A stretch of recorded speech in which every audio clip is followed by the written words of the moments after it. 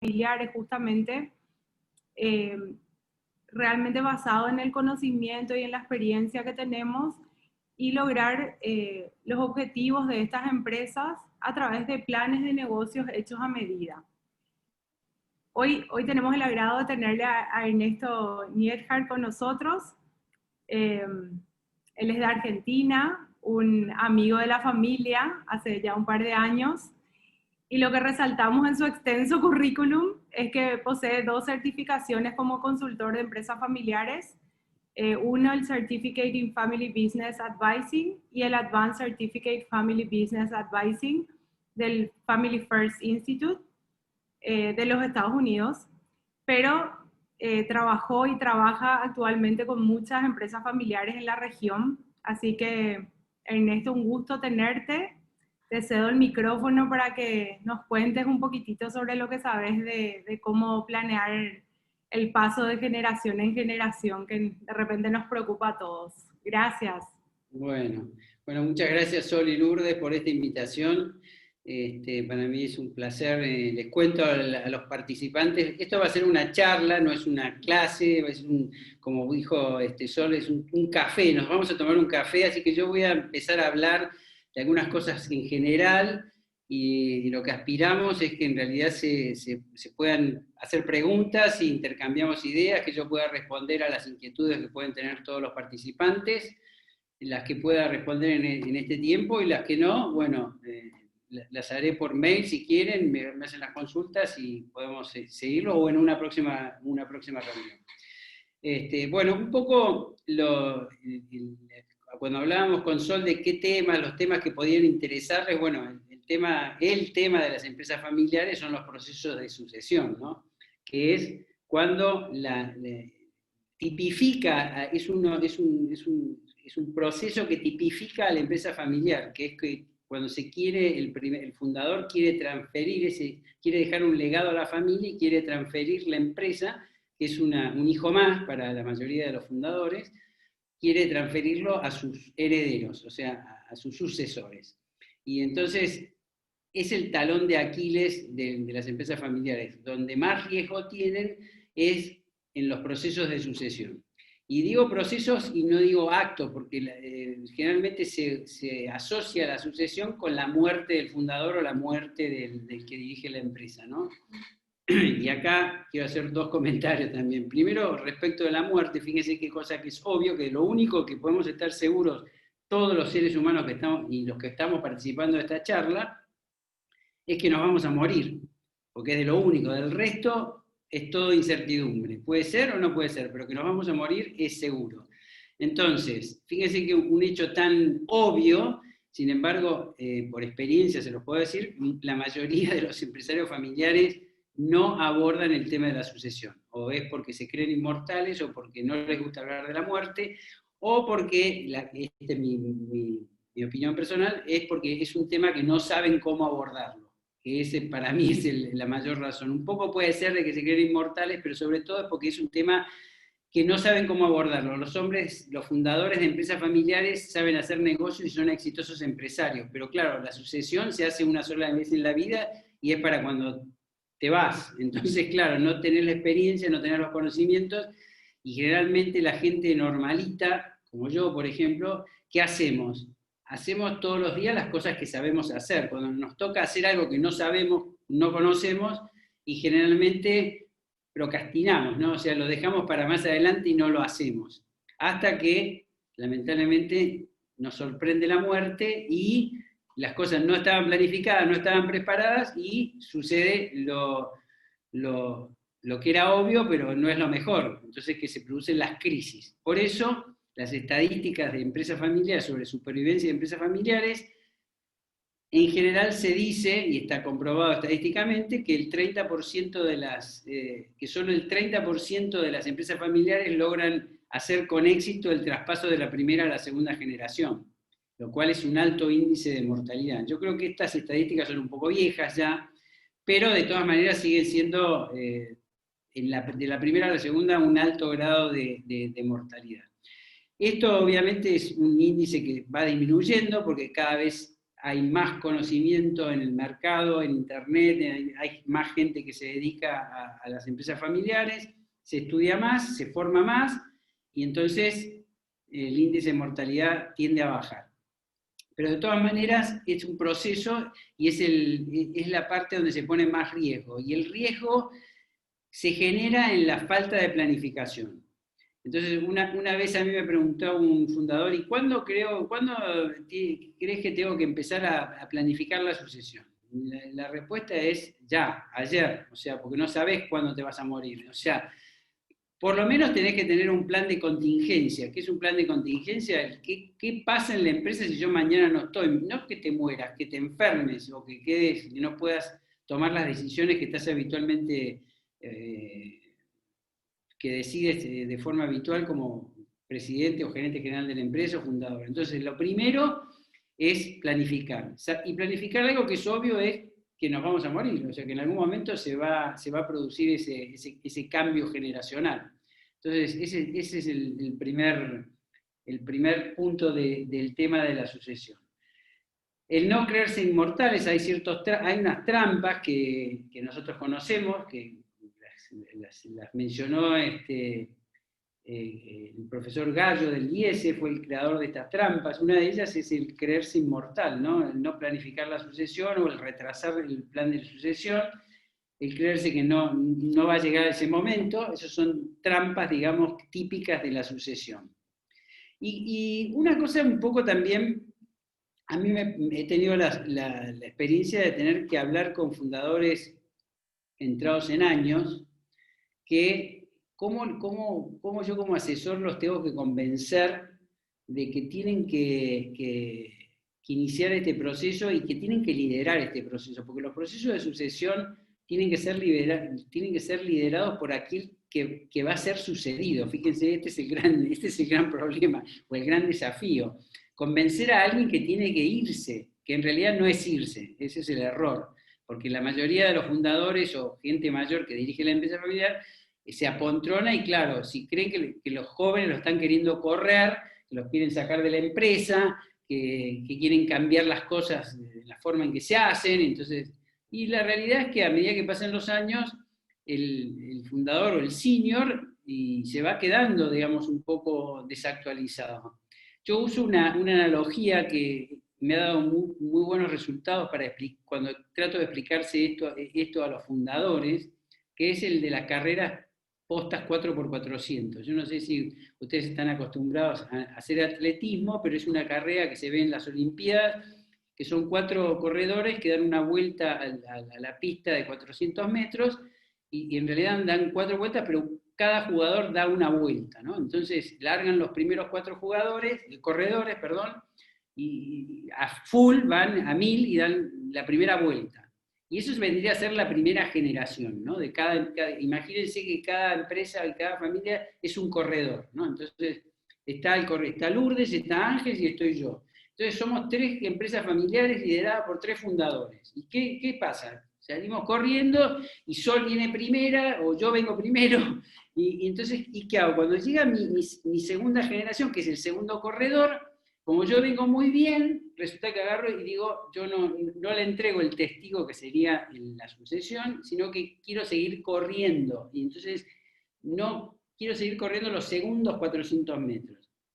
Pero al lado tanto Sol como Lourdes le entregan el testigo a sus hijos y resulta que, claro, empezar a segundos 400 metros, yo vengo con 400 metros corriendo, con lo cual por más entrenamiento que tenga ya tengo 400 metros corridos, y los hijos de Sol y Lourdes están fresquitos. ¿Qué creen que va a pasar en los segundos 400 metros?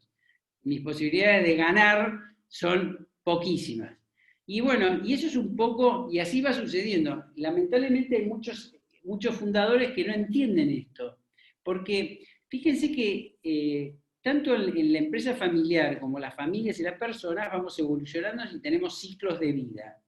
Y la empresa, para poder sobrevivir, es esencial que debe adecuarse al mercado. Y para adecuarse al mercado y competir, que es esta carrera, tenemos que estar en igualdad de condiciones, tenemos que ser los mejores y estar en las mejores condiciones posibles. Entonces, fíjense, hablando de empresa y de negocios, si yo tengo que tener una visión de la empresa de los próximos 5 años, para decir una cosa breve, en realidad hago 10, pero hagamos 5. ¿Quién tiene mejor visión de los próximos 5 o 10 años? Hoy, ¿una persona de 70, 80 años o una persona de 40 años, o 50 años, o 30 años? ¿Qué opinan ustedes? Obviamente, el joven tiene toda la vida por delante y además va a competir con sus pares generacionales. Fíjense el mundo tecnológico de hoy, los cambios que ha habido con el COVID. ¿Quiénes son los que tienen mayor capacidad para adecuarse rápidamente a los cambios de circunstancias? La gente más joven, o sea, porque miren las empresas. ¿Quiénes son los CEOs de las empresas, digamos, en Paraguay? Edad promedio de los CEOs de las empresas que quieran, medianas, grandes. Tienen 40, 50 años, la mayoría, ¿no? Puede ser que hay algunas que tienen mayor edad, pero la mayoría tienen 40, 50 años. Entonces, si yo soy un hombre de 80, ¿qué capacidad, qué posibilidad tengo de competir y tomar buenas decisiones frente a uno de 40, 50, cuando las empresas atienden un mercado de gente mucho menor que de 80 años? ¿Quién interpreta eso antes? Che, perdón una cosa, me tengo que conectar porque me voy a quedar sin batería. Estuve trabajando hasta recién, un segundo. Si no se va a cortar.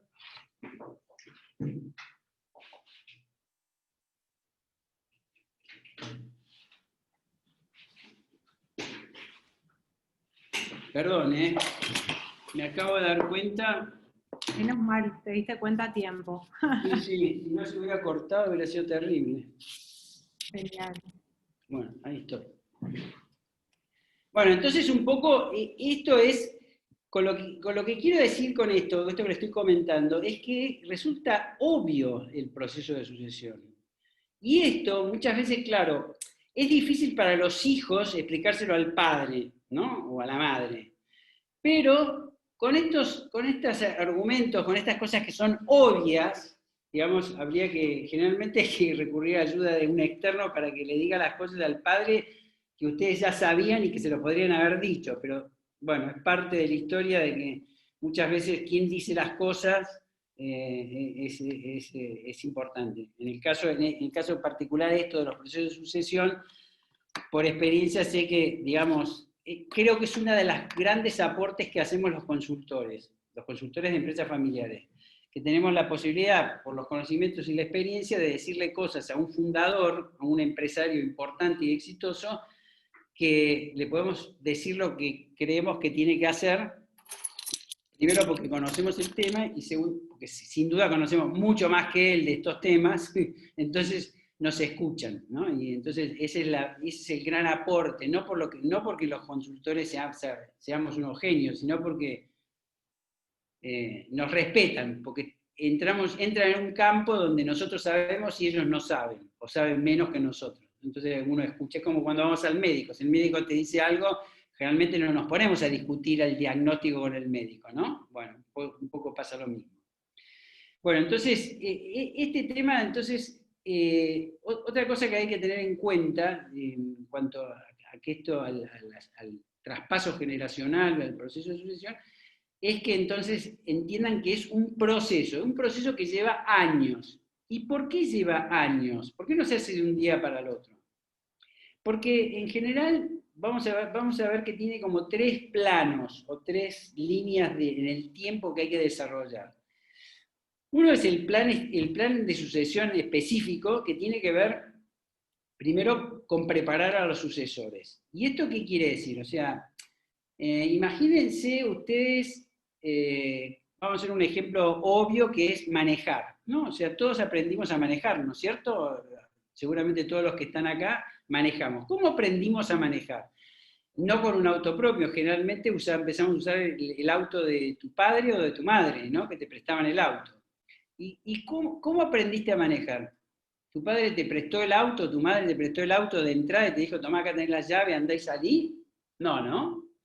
Generalmente, ¿qué sucede? Uno va, te enseñan bien, con más o menos paciencia, y después, al principio, salís y vas con tu papá o tu mamá sentado al lado y que te va y te lo presta en el campo, en San Bernardino, o te lo presta en el campo, o en lugares poco peligrosos. Y poco a poco, y te va viendo cómo vas manejando, ¿no? Entonces, a medida que vas ganando experiencia y que ve que no sos un loquito que te vas a estrellar y le vas a chocar el auto, hasta que llega un día cuando vos te ganaste la confianza de tus padres, le pedís el auto y te dan las llaves y te prestan el auto. Y te lo prestan hasta que no lo traes chocado porque te lo sacan. Pero digamos, bueno, entonces, un poco esto mismo que es tan obvio, es lo mismo que pasa en muchas empresas familiares. Yo voy y digo, pero que lo que pasa es que mi padre, qué sé yo, no delega, no nos deja tomar decisiones, qué sé yo. Pero yo le pregunto, entonces, tenemos que saber de que si yo me tengo que ganar la confianza, tengo que ganar la confianza de que voy a hacer las cosas bien, que manejo bien, y que manejo responsablemente. Entonces, pero para eso, la preparación de los sucesores tiene que ver con la actitud con que ingresamos a la empresa y también de alguna manera hay que planificar el ingreso. O sea, cuando ingresan la siguiente generación de la empresa debe estar enmarcado en un plan, no así vení, mirá lo que hago y sin funciones específicas, sin cosas así medio a la Bartola, no. Entonces, pero lo que quiero resaltar es que preparar los sucesores, quédense con esa imagen. Yo siempre trato de simplificar, discúlpenme, podría hacerlo más de otra manera, pero me parece que lo que pretendo con esta charla es que les queden ideas, imágenes, para que sea fácil de transmitir. Preparar los sucesores es enseñarles a manejar y que tengan experiencia de ir manejando. Primero en el campo o en San Bernardino y después que puedan ir a Asunción y manejar con el tráfico de locos que tienen ustedes ahí, en las calles todas rotas y inundadas. Bueno, que puedan sobrepasar todos esos incidentes de Asunción. Eso es preparar a los sucesores. Y después también el plan de sucesión significa preparar al que vas a suceder. Y ahí se habla en general de preparar el retiro, pero en realidad yo no me gusta hablar del retiro, porque yo tengo pocos fundadores o seniors de segunda generación que se retiren. Y además porque no me parece bueno que se retiren. Y les voy a explicar por qué. Primero, sí que tienen que cambiar de roles. O sea, una cosa es el rol que tienen, si yo voy a estar gerenciando el día a día de la empresa, con 80 años, para poner un ejemplo extremo, y lo más probable es que no esté gerenciando bien, porque ya no tengo la misma reflexión, no estoy manejando bien. No es lo mismo manejar, imagínense cómo maneja una persona de 80 años, qué reflejos tiene, qué visión tiene. Bueno, es lo mismo en la empresa, ¿no? Entonces, necesitamos gente que compita con el mercado, entonces tenemos que tener buenos conductores. Entonces, ¿puede manejar un hombre de 80 años? Sí, pero determinados tramos, en determinados lugares, de día sí, de noche no, y bueno, entonces empiezan limitaciones. En los retiros, en el caso de los seniors en la empresa familiar y específicamente del fundador, no, yo creo que no es recomendable que se vayan, porque normalmente, honestamente y confidencialmente le digo, es porque nunca se van. Entonces hay que buscarle otros roles. Entonces hay que decirle, mira, salí del día a día, vení en el auto, pero vení en el lado del acompañante y me vas indicando. Entonces hay que capitalizar y aprovechar esa experiencia que tienen, esa sabiduría que tienen, para que sume a la siguiente generación. Pero siempre, y esto es un secreto que les doy, a los seniors hay que reconocerlos. Siempre hay que reconocerlos, hay que agradecerles y reconocerles todo lo que han hecho. Porque de esa forma hay que ganarse, si ellos se sienten reconocidos, lo peor que nos puede pasar es que sientan que los estamos queriendo correr del lado, ¿viste? Sacarlo. Eso es lo peor, porque entonces, ¿qué hago? Reacción, resisto y soy un conspirador del proceso de sucesión.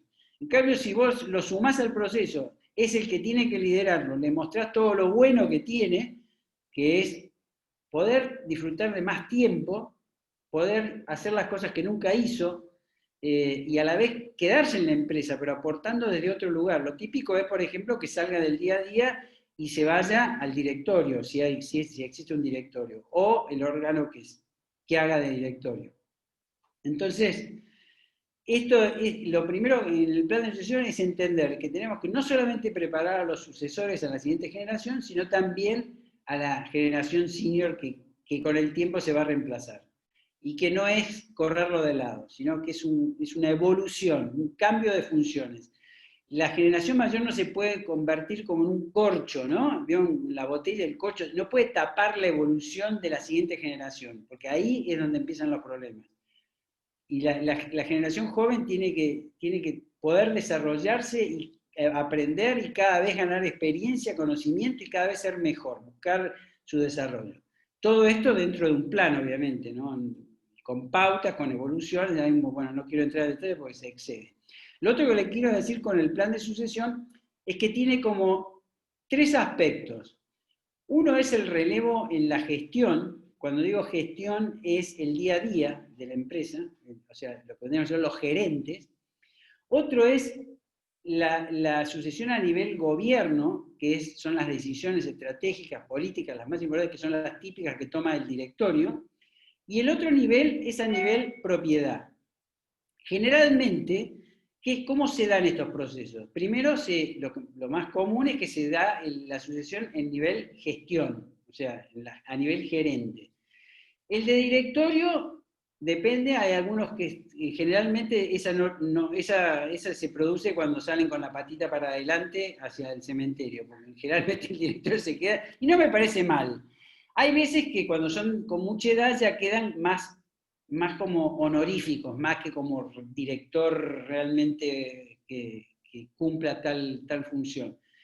Y la de la propiedad depende, esto también hay muchas veces, cada vez se ve más, que hay una sucesión, se produce una sucesión, digamos, condicionada del traspaso de la propiedad, pero es bastante común que se haga con una retención de usufructo. O sea, te dan las acciones de la empresa, las reparten en los hijos, pero con reserva de usufructo, que es un derecho que yo me reservo el uso y goce. Básicamente son los dividendos y el derecho de voto. Entonces yo traspaso la nueva propiedad para evitar las sucesiones en el tema cuando uno se muere, pero hay otros casos que efectivamente traspasan participaciones minoritarias o incluso hay otros que traspasan las acciones en su totalidad, ¿no? Así que depende de cada caso. Pero lo que quiero decir es que tengan en cuenta que el plan de sucesión es a nivel gestión, a nivel directorio, gobierno y a nivel propiedad, ¿no? Y esto debería ser el plan de sucesión en general. Pero eso también tiene que estar acompañado de un plan estratégico, pero no un plan estratégico de empresa, que sí es necesario, sino un plan estratégico de la sucesión de la empresa familiar. Y esto tiene que ver con preparar a la empresa, y con esto que quiero decir, que los fundadores, hablo de los fundadores porque es el caso más claro, ¿no? Pero podría decir en la segunda generación y tercera también. Pero el plan de preparar la empresa, normalmente el fundador está rodeado de colaboradores que son sus manos derechas y que lo han acompañado a lo largo del desarrollo de su empresa. Y cuando se va a hacer este traspaso de generación, en eso también se produce el traspaso de los colaboradores del fundador, ¿no? Entonces, estas otras personas que forman parte de la empresa también hay que llevarlas al proceso de sucesión, porque si no se convierten en conspiradores de la sucesión. ¿Por qué? Porque pierden poder. Si ellos tienen poder con el fundador. Si se va el fundador, se quedan sin poder. Les cambian las condiciones. Entonces, que es natural, es lógico que sea así. Pero entonces hay que preparar a la empresa, hay que preparar a la organización, a la gente que tenemos, porque cuando viene la siguiente generación viene con su propio equipo. Si vos te nombras a vos gerente general y vos no querés seguir con los colaboradores de tu padre que son de la edad de tu padre, generalmente vas a querer poner a gente contemporánea tuya, más o menos. Entonces, esto también requiere de un proceso de que cuando hay un cambio de roles digamos, en el fundador, claro, con los colaboradores es más difícil porque no lo puedes llevar como el fundador al directorio. Por ahí ese fundador, el colaborador, ya tenés que entrar en un plan de retiro, un cambio, bueno, pero es algo que hay que planificar. Se dan cuenta que esto no es algo que se puede hacer de un día para otro. Entonces hay que ponerlo en la lista de to do, cosas para hacer, ¿qué hacemos con los colaboradores? Y también tenés que preparar a la dirección, que es todo el equipo gerencial. Eso también lo tenés que, entonces, esto que yo decía, vos querés tu equipo, querés armar tu equipo, entonces tenés que traer gente y querés cambiar las cosas, entonces tenés que traer nuevos conocimientos, la tecnología, todo eso importa cambios que se dan dentro del marco de la empresa, no ya en tema de relación familiar. Y el otro aspecto que hay que tener en cuenta es lo que yo llamo el plan familiar, ¿no? Y esto es que hay que preparar a la familia. Y acá esto para mí es muy importante, porque yo entiendo que una de las claves para hacer un proceso de sucesión o un traspaso generacional en las empresas de manera exitosa, para mí es clave la educación, la formación de los miembros de la familia. Formación quiere decir, ¿qué quiero decir con formación? Que conozcan y sepan cuáles son las características de las empresas familiares, qué define una empresa familiar, cuáles son las trampas que tienen las empresas familiares, cuáles son los desafíos que tienen las empresas familiares, cómo se pueden enfrentar esos desafíos, qué conocimientos empresariales tengo que tener, cuáles son los roles que tienen los distintos miembros de la familia, cuáles son todos los roles, o sea, un poco conocer el mundo de la empresa familiar y de qué manera la familia aporta algo positivo.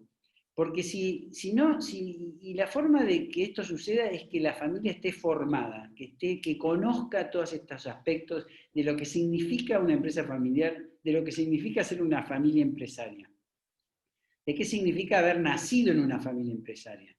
Eso les da un ADN especial. Nosotros llamamos la propiedad emocional, o sea, los miembros de una familia empresaria tienen lo que nosotros llamamos una propiedad emocional que identifica incluso algunas características de las personalidades que tienen ustedes. Entonces, es importante, no es menor que se formen, ¿no? Leyendo, haciendo cursos, charlas, estudiando. Entonces, porque esto los prepara mejor para hacer viable hacer un proceso de sucesión de manera exitosa. Si no tenemos educado y formado a todos los miembros de la familia, entonces, ¿qué es lo que sucede? Empiezan a influir decisiones familiares en el mundo empresario, que es lo peor que puede pasar. O decisiones empresarias en el mundo familiar, que también algunas veces sucede. Entonces, esto es muy importante, preparar a la familia, que todos los miembros de la familia, que no es que tienen que ir a trabajar en la empresa, de ninguna manera, no es que esto es otro prejuicio que existe, que cree que para estar en la empresa familiar hay que trabajar. No es así. Uno puede ser un socio, accionista de la empresa familiar y está. No, participa de distintos roles, porque yo puedo tener una vocación de ser médico, filósofo, maestro, y formar parte de la empresa familiar. Pero si voy a ser accionista, tengo que ser un accionista responsable. Tengo que entender, tengo que conocer la empresa, tengo que entender cuál es su estrategia, cuál es su visión, cuál es su cultura, porque tengo parte de mi patrimonio puesto en la empresa y tengo que estar interesado en cómo le va a la empresa. Entonces, esto es lo mismo que si uno puede ser director y no ser gerente, o sea, porque trabajar es solamente el que es gerente o empleado, pero realmente es gerente. Entonces hay que entender que no es solo trabajar. Y para eso también la familia tiene que desarrollar ciertas reglas, ¿no? En algún momento la familia tiene que establecer cómo van a ser las reglas de qué forma la familia se va a relacionar con la empresa. Esto tiene que ver con reglas respecto al ingreso de los miembros de la familia a la empresa, condiciones, requisitos, exigencias.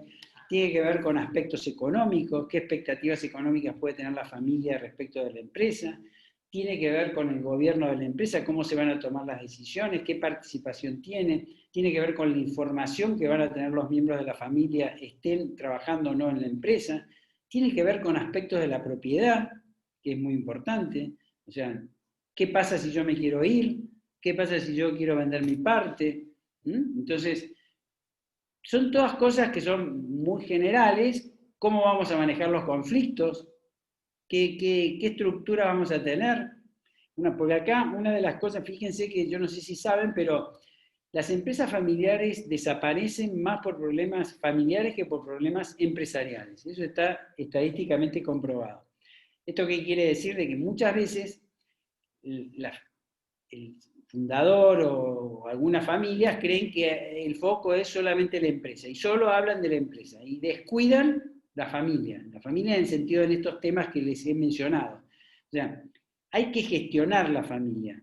Por eso existen algunas estructuras para gestionar y gobernar a la familia, que cada familia, de acuerdo a su complejidad, habrá que evaluar si necesitan estructuras para poner orden en ese sistema de familia, ¿no? Y para evitar influencias negativas de la familia en la empresa, porque estos dos sistemas, familia y empresa, que son el combo que tenemos en la empresa familiar, se influyen recíprocamente, para bien y para mal. Entonces, ¿qué tenemos que hacer? Tratar de que toda la influencia sea positiva y neutralizar las influencias negativas. Influencias negativas tienen que ver con conflictos, con ese tipo de cosas que hay, o comportamientos familiares dentro de la empresa. Hay actitudes que no son positivas, porque además cuando la familia actúa mal dentro de la empresa tiene un efecto muy negativo en el resto de la organización. O sea, si vamos a una empresa y vemos que 2 directores o 3 directores que son miembros de la familia se pelean como hermanos a los gritos en la empresa, ¿qué efecto tiene? Pésimo, porque si tienen un gerente muy profesional y muy exitoso, lo más probable es que se vaya, porque yo en manos de estos 2, 3 locos que están en el directorio, que no son capaces de respetarse y de escucharse, y lo más probable es que se vaya, se va a decir, esta empresa tiene poco futuro. Entonces, el establecer ciertas reglas y que la familia consensúe cómo se va a relacionar con la empresa es otro aspecto clave. Ernesto, te quiero interrumpir un ratito. Sí, por supuesto. Ahí me viene bueno, yo estoy haciendo un curso, Ernesto fue uno de los profesores del programa para empresas familiares, y en el programa me viene esto que hablábamos de la incomodidad de repente de hablar con la familia de esos temas, del mal comportamiento de alguno de los gerentes o de la familia o de los directores, que es incómodo enfrentar esos temas muchas veces, pero es tan necesario y tan positivo hacerlo. Lograr abrir esa conversación, digamos, con ya sea tu hermano, tu tía, tu primo, es muy importante porque sana la unión de la familia, ¿verdad? Sí, ahí te voy a decir, yo creo que es muy importante, pero te voy a decir por mi experiencia, es muy difícil hacerlo solos, porque tu hermano te va a ver como tu hermana, y si vos le decís con muy buena intención, con toda la razón, pero se lo decís, y hay historias que tenemos de la familia, hay mucho prejuicio, hay mucho, no, esta se la sabe lo toda, ella es la que sabe todo, la maestrita que me viene a decir a mí, o mi hermanita me va a venir a decir a mí qué es lo que tengo que hacer, quién sos vos. Hay como todas unas reacciones, porque las relaciones familiares son, como yo digo, sin filtro, ¿no? O sea, nosotros en casa con nuestros hermanos y nuestros padres somos a la bestia. Claro. Entonces, y en el mundo de la empresa no tenemos que salir y entender que en la empresa no nos podemos comportar igual. Entonces, ¿se puede hacer? Sí, pero es muy difícil. Es más fácil para eso y para poder conversar eso, es bueno tener, primero, generar un ámbito para poder hablar esos temas. Segundo, hablarlos sin personalizarlos. Entonces, ¿cómo haces eso? Cuando eso lo haces dentro de un proceso, ¿no? Por ejemplo, una consultoría, o cuando lo dice un tercero, como yo, un consultor que pongo estos ejemplos, que yo pongo un ejemplo y más de alguno de los asistentes seguramente se ha sentido identificado. ¿Por qué? Porque esto es pan de todos los días en la empresa familiar, pero nadie se siente ofendido. Pero distinto que yo diga, no, Sol, vos, que yo hable de Sol y Sol, que vos te comportás mal, ¿me entendés? Entonces vas a generar una reacción. Es habitual que cuando trabajo con las familias no personifico con fulanito que se comportó mal, sino uso ejemplos, experiencias, qué sé yo, y indirectamente voy poniendo el tema y voy recomendando qué es lo que se debe hacer, ¿no? Y después, y sí, cuando participo implementando estructuras o algo así, sí, generalmente ahí incluso modero las reuniones y establezco reglas para las reuniones, o sea, no hay interrupción, no hay gritos, no hay malas, o sea, pongo normas de urbanidad, para decirlo de alguna manera. Y así se va aprendiendo y empiezan a encontrar los beneficios de funcionar de esa manera, que tampoco son muy exigentes, es lo mínimo, ¿no? Entonces, pero respondiendo a vos, yo creo que eso es uno de los grandes aportes, pocos grandes aportes que hacemos los consultores, ¿no? Porque en general todo esto es sentido común y son cosas obvias, ¿no? Pero es un tema. El comportamiento y la comunicación, este es otro aspecto importante. A mí me sirve, gracias, Sol, porque me hiciste acordar algo que es muy importante, que es la comunicación entre los miembros de la familia. Es básico para poder tener un proceso de sucesión y para que la empresa familiar funcione, es que tiene que haber una buena comunicación. Nosotros lo primero que hacemos cuando empezamos a trabajar es medir el umbral mínimo de comunicación que tenemos que tener, porque si no se puede hablar, mejor dicho, hablar sí se puede hablar, pero comunicarse, que es emitir un mensaje, que el otro lo reciba, lo escuche, no que lo oiga, sino que lo escuche, y asegurarme de que entendió lo que yo le dije, y tener una respuesta, y que se establezca ese ida y vuelta que es bidireccional, es fundamental, porque si no nos escuchamos, y esto es bastante común, porque ¿qué sucede cuando vos hablás con una hermana tuya o hermano? Vos, como yo lo conocés de toda la vida, cuando empieza a hablar ya sabés y estás pensando en lo que le vas a responder porque ya sabés lo que te va a decir. Bueno, esa radio interior hay que apagarla, porque si no, no hay comunicación. Entonces, el tema de la comunicación, ¿y cómo haces para mejorar la comunicación? Bueno, tenés que generar momentos y ambientes para que se produzca esa comunicación. Y eso se hace en procesos, en reuniones especiales, con este tipo con pautas para hacer, con temas concretos, entonces no es que se habla de cualquier cosa, sino que se hablan determinados temas, se preparan esos temas, entonces se produce se empieza a establecer una buena comunicación. Entonces yo creo que eso también es otro aspecto, es parte de preparar a la familia, ¿no? Este aspecto de la comunicación. Después, ¿qué otra cosa les puedo comentar? Bueno, básicamente yo diría que... Ahí hay una pregunta en el chat, no sé si Sí, quieres leer o... sí, una pregunta, Sol. Sí, Esto me parece, bueno, yo ya llevo creo que media hora o más hablando y yo sí, voy a sí, parar porque me 40 gustaría minutos. Sí.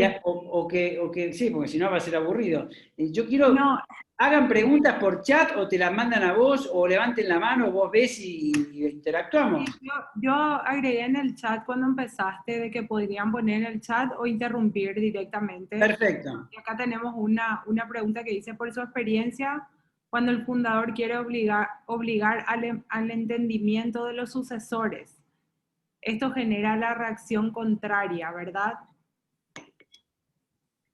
Cuando el fundador quiere forzarme. Obligar al entendimiento de los sucesores. Bueno, eso sí, ya entendí. Vamos a ver, no, ese es un error del fundador. O sea, vos no podés forzar el entendimiento de tus hijos. Lo que podrás inducir o convencer sobre la conveniencia de que se lleven bien, que haya un entendimiento. Pero forzarlo. O sea, si yo tengo una incompatibilidad de caracteres que se da a lo mejor entre hermanos que están en la empresa y es una fuente de conflictos, bueno, habrá que buscar la forma con un poco de imaginación. Hay casos en los que es imposible, hay que aceptar que esa posibilidad existe. Entonces, si no, hay que buscar trabajar que se genere ese entendimiento, pero no forzarlo. Yo diría que ahí el trabajo es con los hijos, con los hermanos o con los hijos, de que entiendan que la suma de todo es más que cada uno. ¿Se entiende? Es como el espíritu de D'Artagnan. Todos unidos somos más, ¿viste?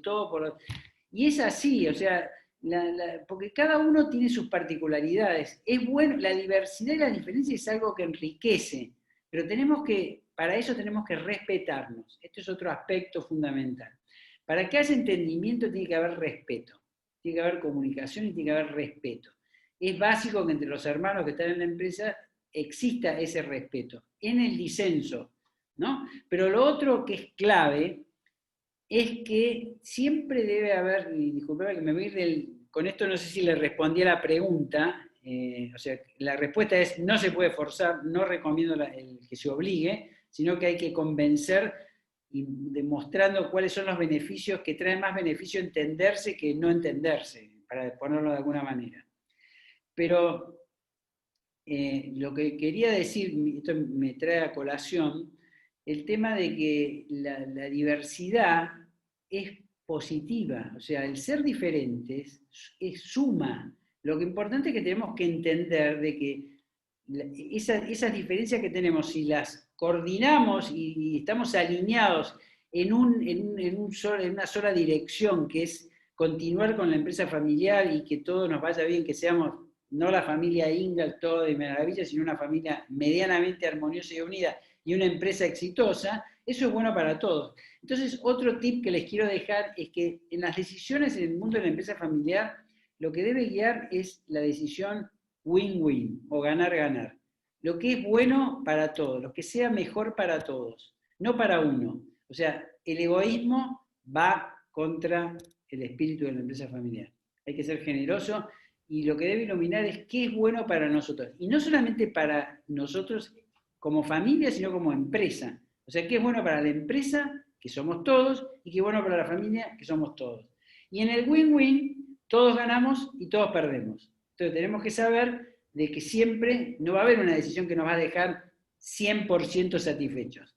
Siempre algún gustito amargo tenemos que tener, porque entonces quiere decir que hemos renunciado a algo egoísta o que era muy personal. Entonces, esto es otro tip que les dejo. Siempre hay que buscar decisiones por consenso y que sean win-win. Ernesto, tenemos otra pregunta Sí. que me habla una familia que son muy pocos sucesores y les cuesta abrir esa conversación sin que los otros se sientan juzgados, porque como son muy pocos, es como muy obvio a quién se está refiriendo. ¿Me explico? No te Entonces, entiendo bien. A ver. cuando entre ellos hablan, entre los hermanos, como son Sí, muy pocos, sí. entonces es como muy obvio a quién se está refiriendo. ¿El Eh, padre o los hermanos? y el padre o los hermanos, el que esté hablando, el que esté diciendo lo que esté diciendo, pero el problema es que son muy pocos, entonces es, no sé, si hablan de una mujer y hay solo una mujer, entonces es obvio que están hablando de ella, ¿verdad? Ah, ok. Pero Entonces, ¿cómo abrir ese espacio sin que nadie se sienta ofendido o juzgado, ¿verdad? primera cosa, este comentario tuyo. Primero que no hay que juzgar. Acá no se juzga a nadie. O sea, primera aclaración. Acá vamos a hablar del tema, si queremos tocar el tema de la sucesión, acá no descalificamos a nadie, no juzgamos a nadie. Acá hay que ver los hechos. ¿Cuál es el problema que tenemos? Acá, si queremos hablar del tema de la sucesión, es decir, bueno, miren, acá, porque si vos decís, mira, che, vos te vas a morir, papá, un día te vas a morir. A nadie le va a gustar que vos le digas, ningún hijo le va a decir, papá, te vas a morir. O, che, hablemos de esto porque vas a tirar la pata en cualquier momento, ¿no? Pero bueno, por eso es que estas conversaciones son difíciles de abordar en la familia. Por eso es que existimos los consultores, porque este tipo de cosas salen en los procesos donde participamos los consultores, porque además lo dice el consultor y no lo dice el miembro de la familia.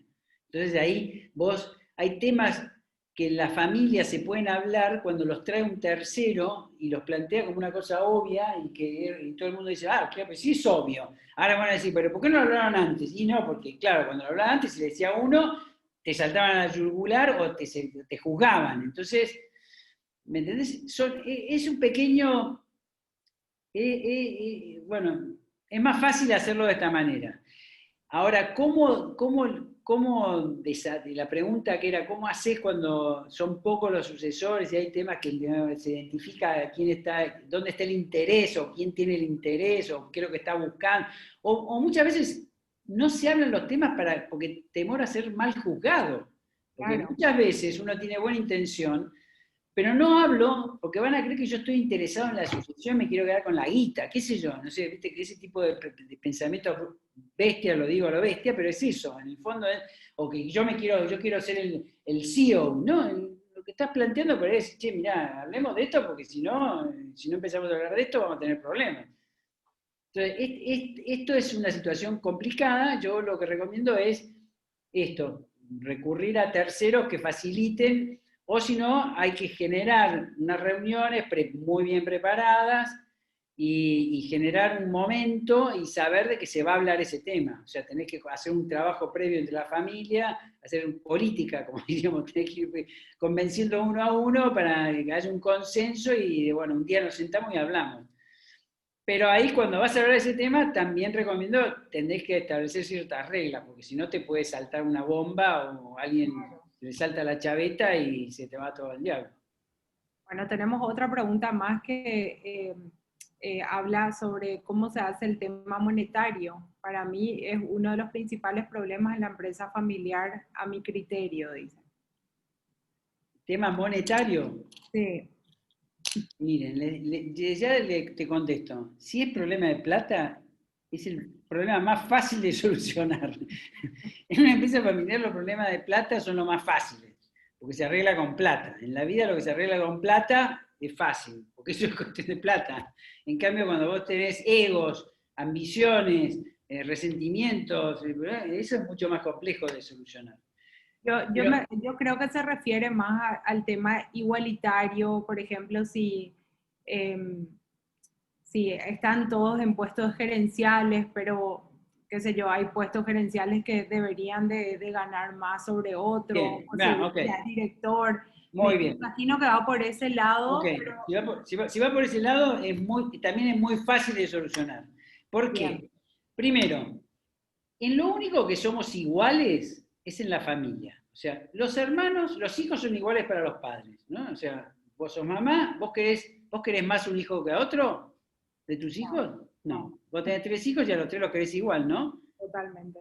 Bueno. Es en el único lugar donde que tus hijos van a ser, lo único que tienen igual es en el amor de los padres, pero en el resto, ¿tus 3 hijos son iguales? No. Son distintos. Y uno es más vivo que otro, el otro es más inteligente, el otro es más lindo, entonces son distintos. Bueno, entonces, en el único lugar donde nos quieren por lo que somos, es en la familia. Y nos van a querer de la manera que seamos. Alto, gordo, flaco, petizo, bruto, inteligente, no sé, lo que sea. Siempre nos van a querer. Pero es en el único lugar en el mundo donde sucede eso. Cuando vamos al mundo de la empresa, en la empresa nos quieren por lo que hacemos, no por lo que somos. Exagerando, obviamente como personas también te valoran, pero digamos, pero el valor ahí, y acá voy a lo económico, es en la empresa a vos te retribuyen por lo que haces. Entonces, ¿qué sucede? Que en muchas empresas familiares, porque a los padres o el fundador le resulta más fácil y no quiere tener conflicto, porque este es otro tema tabú, es que los fundadores o los seniors no deciden cosas que son obvias porque no quieren conflicto con los hijos. Y he visto empresas que se han fracasado y han sido un desastre y problemas familiares terribles porque los padres no hacen la diferencia que tienen que hacer en el mundo empresario. Entonces, si a los hijos le paga el mismo sueldo, el mismo salario, porque son hijos y todos tienen que ganar igual, es un pecado mortal. O sea, es un error. O sea, en la empresa a uno le tengo que pagar por la responsabilidad que tengo, por el trabajo que hago. Podrán tener salarios parecidos, pero no pueden ser iguales nunca, porque nunca los hijos ingresan todos a la vez. Entonces, uno tiene más experiencia que otro en la empresa. No es lo mismo un gerente administrativo que un gerente de comercial. O sea, ¿por qué? Porque uno tiene que retribuir en el tema económico y de retribución en el trabajo, en la empresa familiar, debería ser según pautas de mercado. ¿Y esto qué quiere decir? Que si yo para establecer una retribución, por ejemplo, lo que hago yo cuando trabajo con una familia, voy a una empresa, a ver, tengo miembros de la familia que trabajan gerenciales, bueno, el aspecto económico, ¿cuánto ganan? Ganan igual. Bueno, ahí ya tenemos un problema, porque en algún momento va a ser fuente de conflicto, porque no todos trabajan igual, no todos tienen las mismas responsabilidades, no todos tienen el mismo liderazgo, entonces Eso puede funcionar mientras esté el fundador o el padre, pero los hijos lo van a aceptar hasta que el día que el padre se muera, van a abrir el cofre, van a sacar 100 facturas pendientes y van a querer venir a cobrarlas. Y el que se sintió líder y que se van a echar en cara un montón de cosas. Entonces, que vos sos un vago y ganás lo mismo que yo quiso ganar la empresa, que dirijo la empresa, que yo trabajo 24 horas y vos 6 horas y te vas a jugar al golf, y yo, qué sé yo, hay 1000 casos, ejemplos que podría dar. Entonces, en realidad en lo económico hay que establecer criterios en la empresa, criterios empresariales. Y eso es, ¿cuánto debo ganar? Voy a poner un ejemplo, ¿cuánto debe ganar el gerente comercial? Es muy fácil. Hagamos de cuenta que yo tengo que reemplazar al miembro de la familia como gerente comercial. ¿A dónde voy? Voy a un headhunter, una empresa de recursos humanos, y digo, mira, necesito un gerente comercial para mi empresa, que tengo esta facturación, esta es la industria, este es el sector, este es mi tamaño, qué sé yo, ¿cuánto tengo que conseguir? Quiero un buen gerente comercial, ¿cuánto le tengo que pagar? Y la consultora me va a dar un rango X entre tanto y tanto. Bueno, ya ahí tengo una referencia objetiva para saber cuánto tengo que ganar como gerente comercial. Entonces, ¿cuánto es miembro de la familia? Bueno, y ahí puede haber una diferencia, para más o para menos. Pero yo creo que esa diferencia nunca puede estar más allá del 15, 20%. Ya si vamos a más del 20%, si yo le pago a mi hijo, porque es gerente comercial, el 20% más de lo que debería pagar un gerente comercial bueno, estoy cometiendo un error, porque le estoy haciendo creer que él vale eso, cuando en realidad no vale eso. Entonces, el tema comercial, el tema económico, es fuente de conflictos y yo creo que es algo que tienen que ordenarlo, porque mientras más tiempo pasa y se aplica un criterio familiar para establecer una retribución en la empresa, eso genera resentimientos y es fuente de futuros conflictos. No sé si Ahora con esto sí, respondí a la pregunta. sí, claro que sí. Ahora, si están todos dentro de un directorio, pero ya no tienen un cargo operativo en la empresa, ahí sí la remuneración puede ser igual.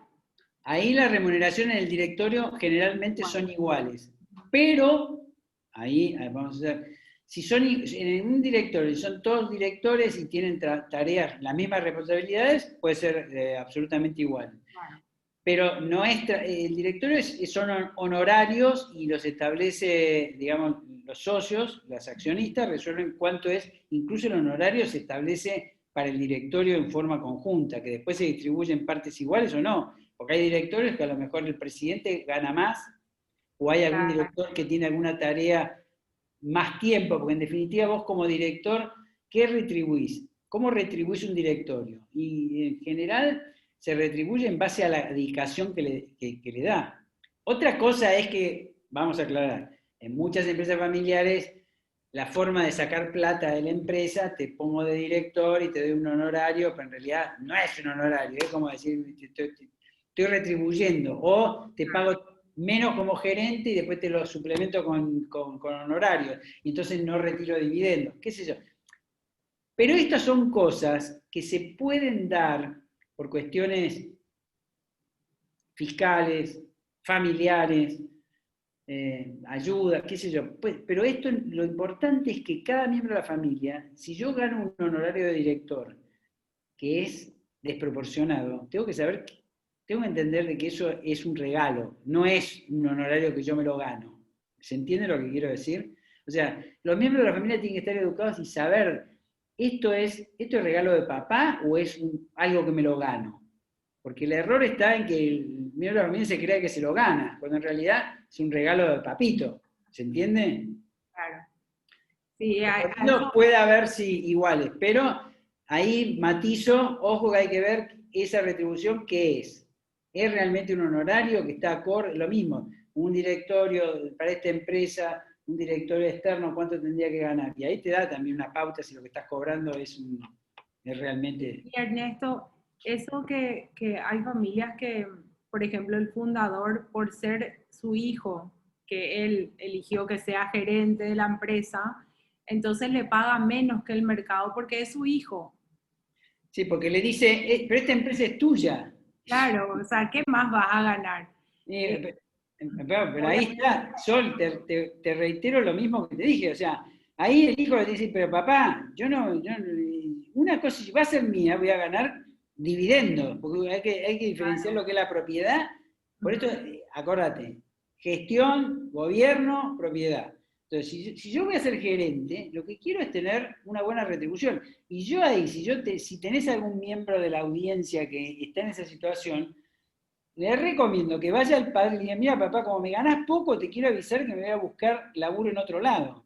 Claro, totalmente. Porque mira, si yo soy bueno como gerente, quiere decir que tengo oportunidades de irme a trabajar a otro lado, porque yo creo que vos no me retribuís como me lo merezco, porque soy capaz. ¿Y dónde está tu capacidad? Mira, mi capacidad es que si yo busco trabajo, tengo ofertas. Acá tengo una oferta por, no sé, 100 millones de guaraníes que me llevan, no sé si es bueno, ¿no? Pero 200 millones de guaraníes que me llevan de gerente. Y bueno, o sea, la realidad es que pagar menos es un error. Es un error. Es un error pagar mucho más y es error pagar menos. Totalmente. La pauta es algo relacionado con el mercado. Lo justo, claro. Y acá preguntan si el primer paso para la sucesión sería hacer un protocolo familiar. No. Vamos a ver. El protocolo familiar es una herramienta. Y para decir esto, gracias por la pregunta. El protocolo familiar es un documento que es una herramienta. El protocolo familiar no es la panacea, la solución de nada. Lo que pasa, lo que es importante, y esto sí es importante, es el proceso que se lleva a cabo para hacer un protocolo. Entonces, el protocolo, si lo entendemos como documento final, es una herramienta. Lo que importa es lo que conversa y consensúa la familia para establecer estas reglas, porque el protocolo lo que hace es reflejar esas reglas que ha consensuado la familia. El proceso de sucesión no comienza con el protocolo, aunque el protocolo puede establecer pautas para hacer el proceso de sucesión. Si es una familia con un fundador o con un miembro digamos que es joven, sí plantea el tema de la sucesión. ¿Cómo vamos a hacer la sucesión? Se hace en el ámbito del proceso de un protocolo familiar. Pero también hay consultorías en que no hace el protocolo, sino que lo único que se hace es el proceso de sucesión. O sea, yo he participado, no hemos hecho un protocolo, ayudé al fundador a desarrollar proceso de sucesión, cómo debía ser, y eso tiene que ver con lo que acabamos de mencionar, preparar a los sucesores, preparar al que va a cambiar, al que va a liderar el proceso de sucesión, preparar a la familia, preparar a la empresa. Son cosas que el protocolo es algo mucho más amplio para responder. El proceso de sucesión es una parte que puede estar contemplado dentro del proceso de elaboración de un protocolo familiar. Y debería estar en realidad. Pero hay veces que el proceso de sucesión va por un lado y el protocolo por el otro, ¿no? Perfecto, Ernesto, genial. Muy claro, creo que respondiste la pregunta. No sé si alguien más quiere intervenir, alguna pregunta más. La verdad que estuvo re completa la charla, creo, el café. Solamente que lo hablamos y yo, ¿viste? Sí, no, esto es muy general, obviamente. Sí, claro. Pero bueno, si quieren alguna otra pregunta, yo encantado. ¿Alguna duda? ¿Algún otro? Ahí te están agradeciendo en el chat por la charla. Yo, bueno, Lourdes, no sé si... Yo quería contarle a Ernesto que tenemos familias que empresas que no son muy variados los rubros, que una convocatoria muy interesante. Espero que a todos les haya servido, porque a mí me encantó conocerle a Ernesto. Yo le estoy conociendo recién ahora y me parece una charla genial. Saqué muchas notas que después seguro que vamos a hablar con Sol. Así mismo. Acá hay que saber, gracias Lourdes, pero los desafíos que tienen, para cerrar la charla, les quiero dar una buena noticia. Los desafíos que tienen las familias empresarias o las empresas familiares son conocidos. Y como son conocidos, son previsibles. Y como son previsibles, nos podemos preparar. Entonces, ¿de qué depende de que enfrentemos y superemos esos desafíos con éxito? De que nos preparemos, que le dediquemos tiempo a la empresa familiar, que le dediquemos tiempo a formarnos. Entonces, por eso es sencillo, es poner interés y darse cuenta de que todos ustedes, los que forman parte de familia empresarial, tienen los mismos desafíos, las mismas inquietudes, los mismos problemas, las mismas inquietudes, las mismas incertidumbres. Son todos desafíos conocidos. O sea, a mí cuando entro, no hay nada nuevo bajo el sol, o sea, no me van a contar nada nuevo, porque ya está todo estudiado, entonces eso es buenísimo, porque entonces lo que tienen que hacer es adaptarlo a cada empresa, a cada característica, porque cada empresa es única, cada familia es única, cada persona es única. Entonces lo que hay que hacer es un buen diagnóstico y después trabajar las cosas que se saben que van a suceder. Yo, de acuerdo al ciclo de vida de la empresa, al ciclo de vida de la familia, al ciclo de vida de las personas, sí, yo no soy ningún genio, solamente estudié y hace muchos años que me dedico a esto, pero yo les puedo diagnosticar, hasta les puedo decir qué les preocupa, porque es lógico la preocupación que van a tener según el ciclo de vida que tengan ustedes. Así que es una buena noticia, no se preocupen, lo único que tienen que hacer es formarse y ocuparse, dedicarle tiempo a estas cosas, nada más. Genial, Ernesto, espectacular el cierre. Bueno, yo les quiero dejar acá, voy a compartir la pantalla para dejarles los contactos de Guay, para que tengan a mano si alguno no nos conoce todavía, no sabe cómo contactarnos. Y bueno, Ernesto está como apoyo acá, Guay, desde Argentina, así que cualquier cosa podemos también contactarles con él sin problemas. Lourdes, ¿algo más que agregar? Agradecerle a Ernesto por su tiempo y a todos porque realmente esta charla no tuvo ningún momento de desperdicio y espero que si alguien tiene alguna duda nos escriba, nos mande un mail. Con muchos ya tenemos en contacto el mail, pero vi que hay gente que todavía no nos escribió, así que les esperamos. Y yo quiero decir otra cosa antes de irme, que yo por el COVID, yo hace 6 años que viajo a Paraguay y tengo un Cierto. corazoncito está allá, ¿eh? Les cuento que los extraño una barbaridad Paraguay, en mis viajes a Asunción. Yo viajaba todos los meses, a veces 2 veces o 3 veces por mes, así que he aprendido a querer mucho a los paraguayos en general, paraguayos y paraguayas, a mí no me gusta esa Bien. distinción. Y a Paraguay como país que la verdad que he aprendido a quererlo, así que a los paraguayos y a Paraguay. Así que espero que pronto el COVID me permita volver a disfrutar del encanto que tienen ustedes. Así que para mí es un placer y tengo mi corazón con ustedes. Por ahí hacemos esta charla después ya presencial con todos los que participaron hoy. Me encantaría, me encantaría. Con el café realmente, ¿eh? Con el café. No, hagámoslo con una comida, no Con con una copita. con un cafecito no, algo más sustancioso. Exactamente. Algún vinito en todo caso, algún buen vino. Ojalá se pueda dar. Bueno. Hola Ernesto, Hola, ¿cómo estás? súper bien, muy linda la charla. Ah, estabas ahí, me estabas Sí, escuchando. presente. Nos encantó mucho. Bueno, me alegro. Bueno, Bueno, un beso grande. Bueno, igualmente. adiós. Gracias a todos. Nos vemos oportunamente. Chao, Gracias. Chao. Chao, chao.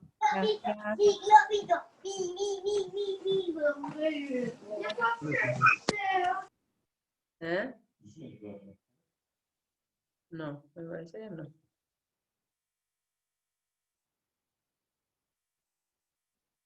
Ay, yo.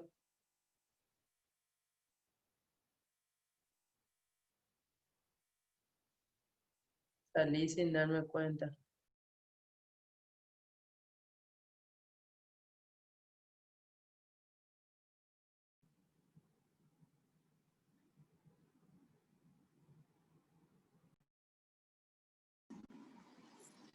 Mari, ¿estás ahí?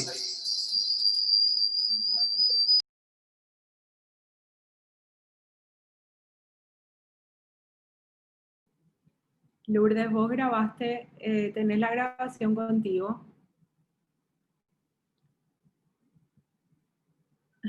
tu micrófono.